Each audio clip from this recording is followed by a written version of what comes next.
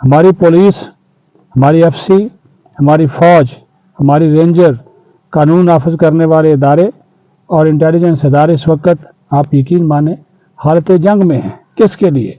इस मुल्क के लिए, अमन और सलामती के लिए, इस्तेहकाम के लिए कि यहाँ पर अमन आए। वो कुर्बानियाँ दे रहे हैं। कल भी जो है वो खैबर पख्तूनख्वा और बलोचिस्तान में 7 अफराद ने जाम शहादत नोश किया। उसमें 5 सिक्योरिटी एहलकार शामिल थे, पुलिस वाले, एफसी वाले। एफसी के कानवाय पे हमला किया गया। लेकिन अब उन काली भेड़ों को भी नहीं छोड़ा जाएगा जो कि मुखबरी का काम करती हैं, जो कि सिक्योरिटी इदारों की जो नकलो हरकत है इसके बारे में जो अनासर इंफॉर्मेशन देते हैं, इनके बारे में भी इंफॉर्मेशन इकट्ठी की जा रही है। क्योंकि अब जो है वो सूरत हाल मामूली नहीं है, गैर मामूली है। कल सब तकारीर करेंगे। तहरीक इंसाफ को भी दावत दी गई है, मौलाना फजल रहमान को भी दावत दी गई है। आएँ, अपना गुस्सा जो है वो निकालें, कथारसिस करें। अस्करी क़यादत होगी, इंटेलिजेंस चीफ्स होंगे, आप उनसे सवालात करें। लेकिन उठें उस वक़्त जब आप फैसला कर लें कि आपने करना क्या है, आपने जाना किस तरफ है, फैसला क्या लेना है, कौन सा फैसला किस हद तक जो है वो पाकिस्तान के लिए बेहतर हो सकता है, ये मिल बैठें, ये ज़रूरी है। वरना दास्तान तक ना होगी दास्तानों में।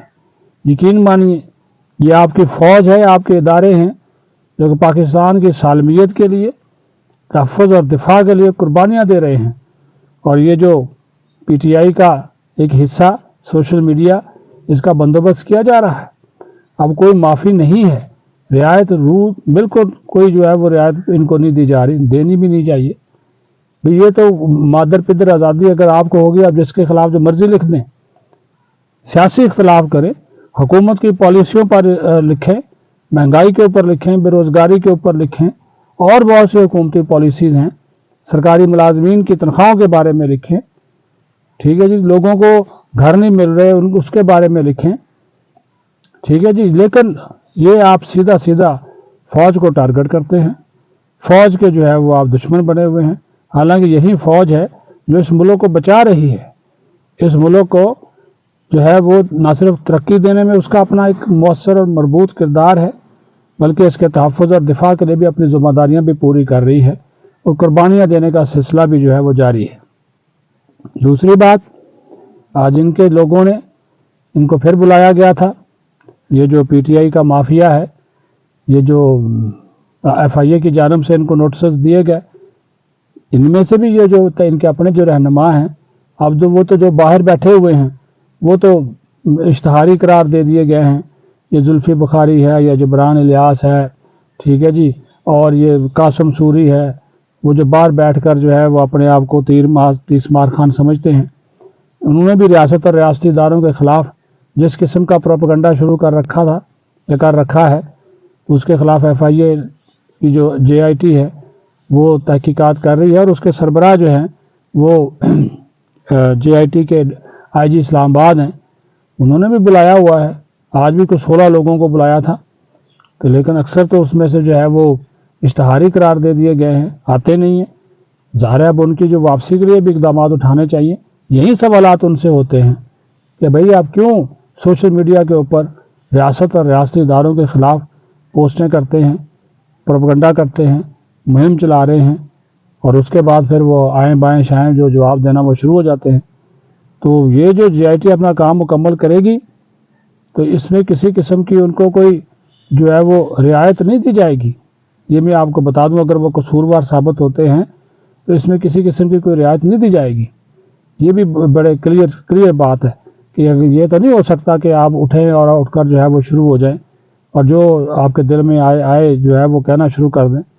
ये अब जो है मामलात, उन्होंने कहा कि अब वो पानी जो है वो पुलों से गुजर चुका, सर से गुजर चुका, अब सब्र व तहम्मुल भी जो है वो जवाब दे गया।